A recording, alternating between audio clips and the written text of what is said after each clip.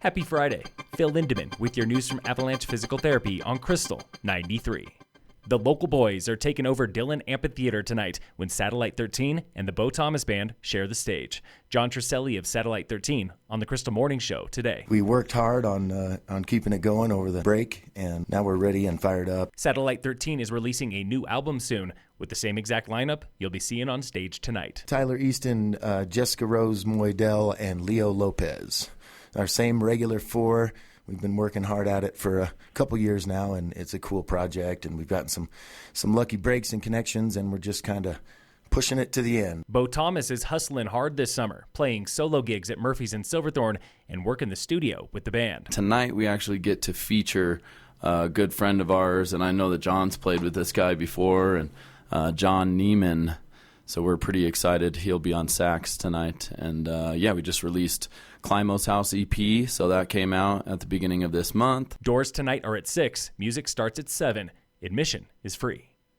School is back in session. So what are the odds the state will require COVID quarantines for school districts? State epidemiologist Rachel Herlihy. In those higher risk situations, the use of quarantine is certainly going to be recommended. But in those lower risk situations, so when both parties, the individual that was infected and the individual that was exposed, were wearing a mask, other settings like routine testing occurring, low case rates, and those types of scenarios, we do feel that quarantine would not be necessary at this point. That guidance for now is a suggestion, and there are no local mandates for quarantine. That's how we lay it out in our guidance, that there are lower risk and higher risk situations. And really what we're trying to do to really try and increase the chance that our kids can stay in school and learn effectively is to use a layered approach. But all that could change. In the past, Summit has closely mirrored state guidance on face masks and quarantines.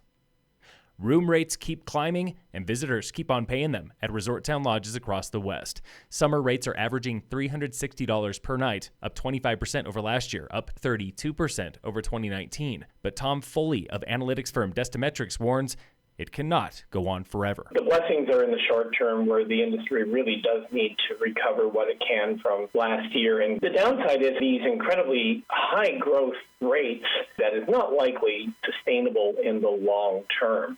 And as winter rates climb over $700 per night, the market might price itself out. It probably works against us in the long run and requires those rates to draw back a little bit, number one, but it also can sort of threaten the appeal of mountain destinations to a broad spectrum of travelers. But will things slow down come shoulder season? Foley says, don't count on it. As travelers have now adopted what I call distance travel and wanting to get away, September and October are more appealing than they have been. And, they've been fairly appealing for a couple of years now. For the past 6 years, fall bookings have grown faster than any other season.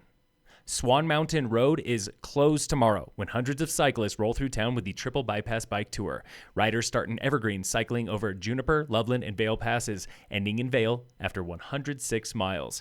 Expect cyclists on U.S. Highway 6 as early as 9:30 a.m. Swan Mountain is closed from 11 a.m. to 3 p.m. The rec path from Copper to Vail will be busy from noon until late. I-70 at Glenwood Canyon reopened early this morning after closing for more than 36 hours, and it is still open this afternoon.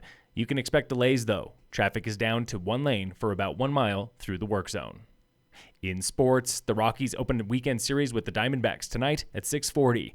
And in local sports, brought to you by American Family Insurance, the Weiss Agency, the 1800s are back in Summit this Sunday when the Vintage Baseball Classic returns to Frisco. Steve Castellani, a.k.a. Scorpion, commissioner of the Colorado Vintage Baseball Association. We are actors. We are reenactors.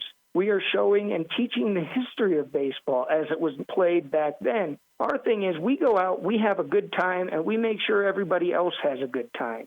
On Sunday, the Star Baseball Club of Colorado faced the Summit Sluggers with no gloves, wool uniforms, and nicknames like Tunis Cabrera, Fancy Jarsky, and Scott the Cannon Sussman. The game is free and open to the public, hosted by Summit Historical Society, starting 1 p.m. at the baseball field at Frisco Adventure Park. Summit High Girls Volleyball opens the season tonight at West Grand. Golf was in Grand Junction yesterday for a tournament, and tomorrow, Tigers football has a home scrimmage with Evergreen at 10 a.m. All are welcome. Phil Lindemann with your news from Avalanche Physical Therapy on Krystal 93.